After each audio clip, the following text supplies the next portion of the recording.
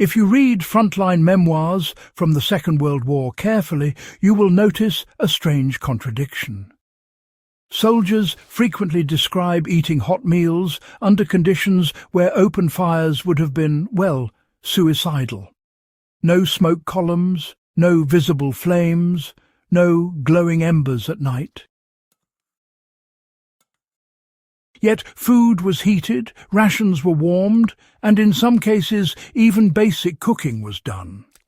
This was not exaggeration or luck.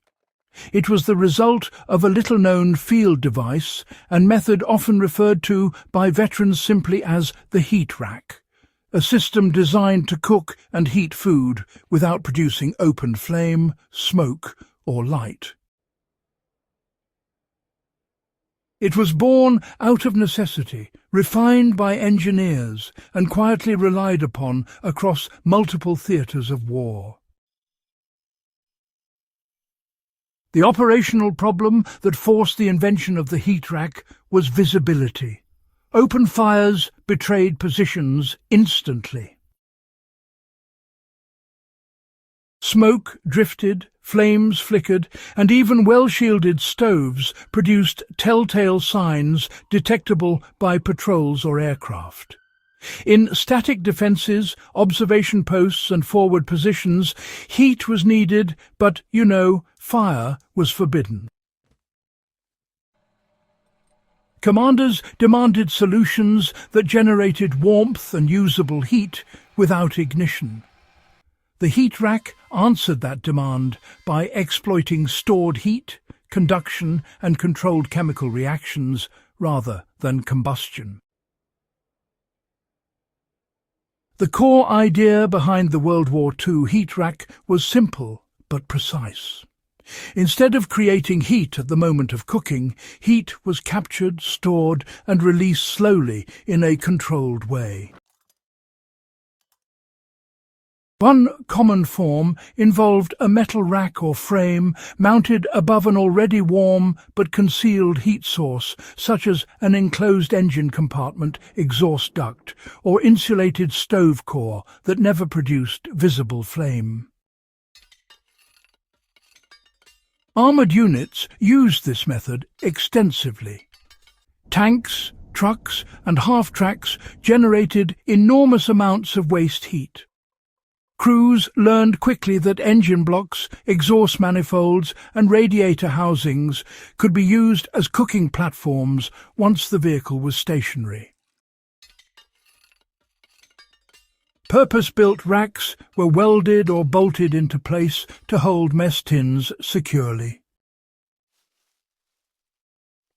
A can of stew or a ration tin placed on a heat rack above an engine could be brought up to eating temperature without lighting a single match. Infantry units, they adapted the same logic, but using earth and metal instead. Field manuals, they describe heating racks built right into dugouts or bunkers where a small, fully enclosed heat source, such as a charcoal core or an insulated stove brick, was sealed behind layers of earth.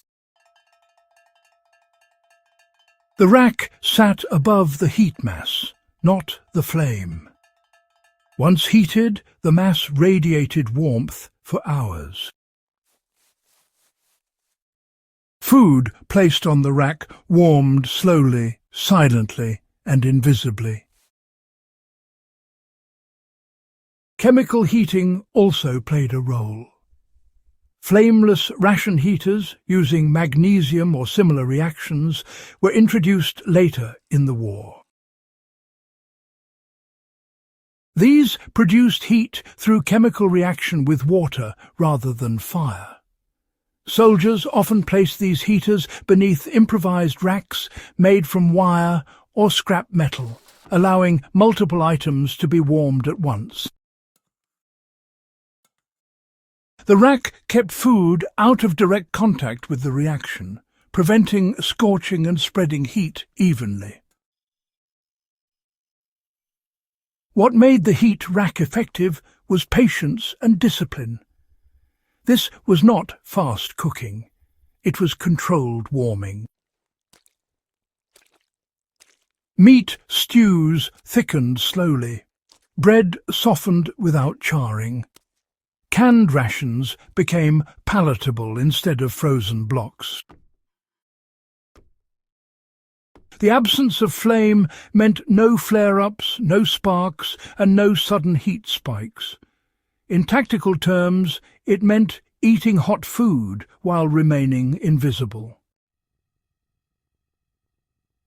Applying this knowledge today is entirely practical for anyone interested in low-signature cooking or off-grid survival.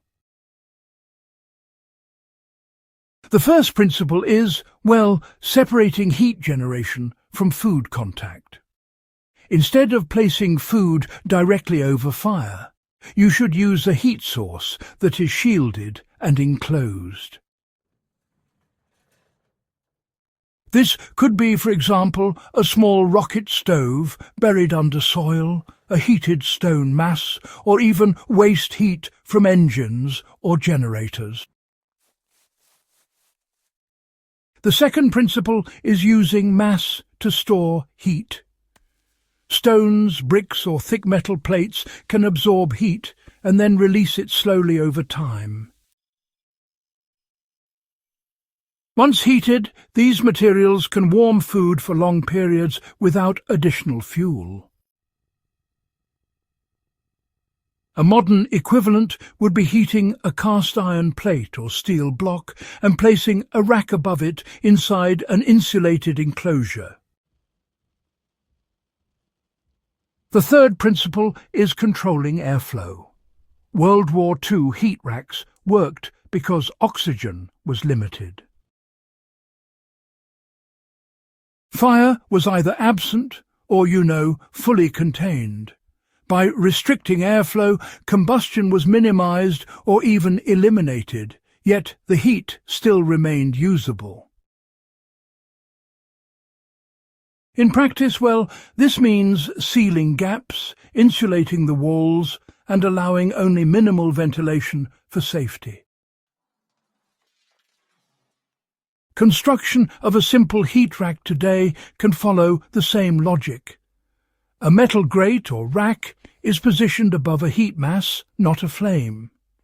Food containers are placed on the rack and, rotated periodically for even warming. Insulation around the system ensures heat stays inside. The result is silent, smokeless cooking that can operate for hours. What makes this World War II technique remarkable is not just its ingenuity, but its mindset. Soldiers and engineers treated heat as a resource to be managed, not something that had to be visibly produced. They understood that cooking did not require fire, only energy transferred at the right rate. This is the kind of historical knowledge that honestly deserves attention because it was tested under the harshest conditions imaginable. It kept men fed without giving away their position. It also conserved fuel, reduced risk, and, really improved morale. Those are lessons that, still matter. If you value serious history that translates into real-world skills, this channel exists for you. Subscribe to stay connected to research-driven content that goes beyond surface narratives, and share this episode with anyone interested in survival, fieldcraft, and the quiet engineering victories of the Second World War.